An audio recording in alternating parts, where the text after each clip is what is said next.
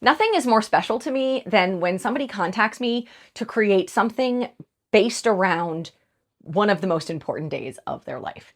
I have been so blessed to make a lot of wedding dice since I started dice making, and this year was no exception. I got to make a very special set using some bridal flowers, and it was one of my favorite dice pours of the entire year. So I thought, what better way to end 2025 than by sharing this very special wedding dice pour. This also works as a fun tutorial if you are curious about casting with both live flowers and fake flowers, because the bride had both as part of her bouquet, and I will show you in this video how to work with both types of flowers. So there's going to be an element of working with dried flowers that the bride had pre-dried for me, and then I'm also going to be working with the fake flowers. Without further ado, this is my bridal bouquet dice set from 2025.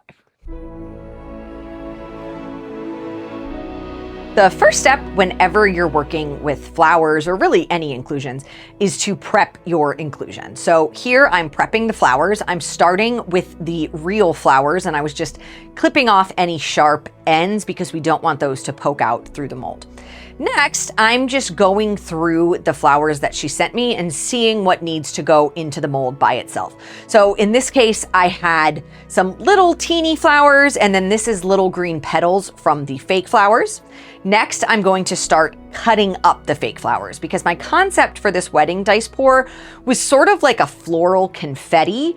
So I just made sure that I had a couple petals of every single color that she sent me, and I'm gonna cut those up really, really small. With the real flowers, I'm going to grind them into my floral confetti, and then I'm just going back and cutting up those strips of the fake flowers to make them even smaller. Here you see I have all of the colors in my hand, and I'm just making them really teeny so that they fit easily into the mold, but I want to make sure that I have all of the colors. And then I'm just adding those crumpled real flowers into the mixture. After I have all of that into the cup, I'm adding some foil because the commissioner did request some copper, rose gold foil, whichever you want to call it. And then of course I had to add a little bit of my powdered glitter. You can see the things that I pre-added to the mold here, and then I'm just very slowly going in with my floral confetti glitter foil mixture.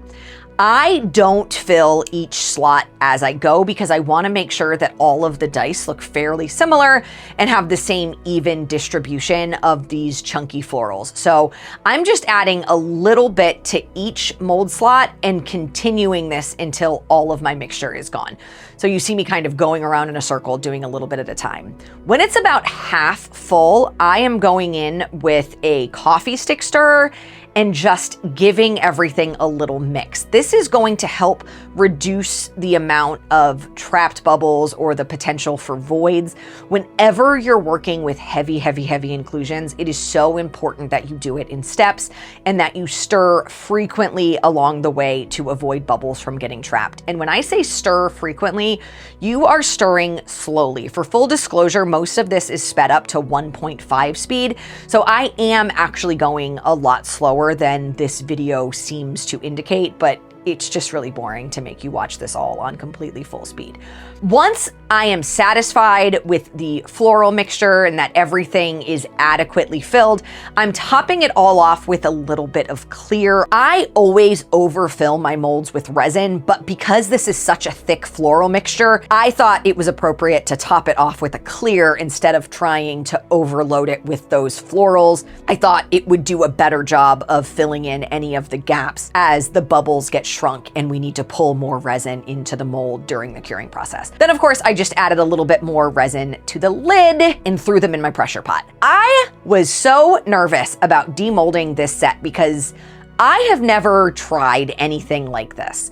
I have never used quite so many florals, or truly, I think quite so many inclusions in a pour before, and I was not sure if this set was even going to turn out. To that end, I did have plenty of the flowers left, so I knew that if I had a problem, I would be able to remake this set. I made lots of dice for this commissioner. I made the full 7-piece polyhedral dice set with the coin, but then I also did some of the variants. So here you see I have my rhombic D6 in addition to multiple regular D6s. I did a Halloween one and like a St. Patrick's Day one. I just threw all sorts of stuff into this. This is my rhombic D12 that you see me demolding here. I'm not sure if you were able to tell, but that one did actually have a small void in the corner. I could have patched it with UV resin, but I decided just to recast it, and you're not gonna see that in this video, although you will see the final rhombic D12 at the end. That was the only dice that had a void in it. I was shocked that they all turned out so well. Here is the D12 in the sunlight, and you see that little pearl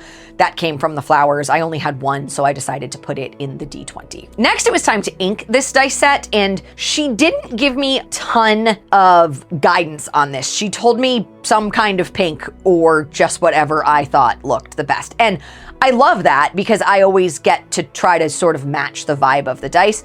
So I tried a couple different things. The first thing I tried was a rose gold. And then the next you're seeing is a more sort of brighter, vibrant, almost hot pink, but not quite. And I wasn't sure if either of these was right. So I did decide to go ahead and try a third color. And that is this sort of lighter pearly pink. So there's like a rose gold, a hot pink, and then a light pink, because I wanted to make sure that I had the absolute best color for this dice set, because it's wedding dice and it's special.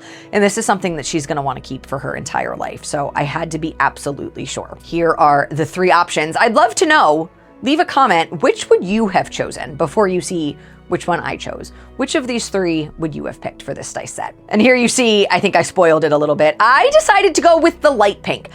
At the end of the day, all three of those colors looked really good with this dice set, but I thought this one popped the most. I thought it made the numbers the easiest to read, and it provided a really lovely contrast with all of the florals that are in this dice set. So that is why I ended up choosing this color, but I truly think I could have chosen any of them, and we would have both been happy with the final result. As you are probably realizing, I am a very messy inker. I just slap a whole bunch of ink onto the dice and then I wipe it all off. My hands are a mess. I usually have to wash them at least twice during this process, but this is just what works the best for me. It's so easy to clean up that excess ink after it dries. So for me, this saves a lot of time in a process that is otherwise pretty long. Making a set of dice takes literal days. So I speed things up where I can. And you can see I'm just literally wiping that excess off on a towel. If there's any spots I've missed or any little bubbles, I just go ahead and add more ink right then and there to make sure they're going to dry absolutely perfectly.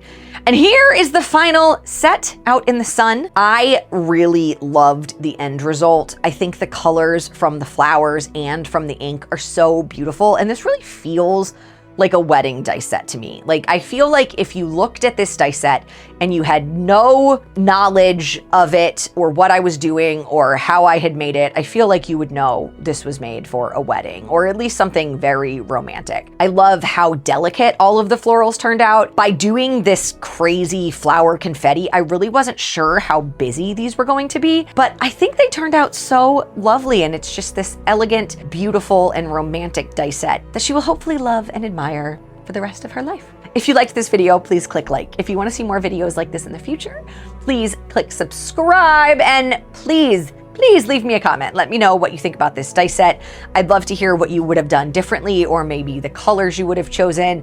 And make sure to check back soon, because I am starting a brand new dice making tutorial in 2026, and I'm so excited to bring you along on that journey.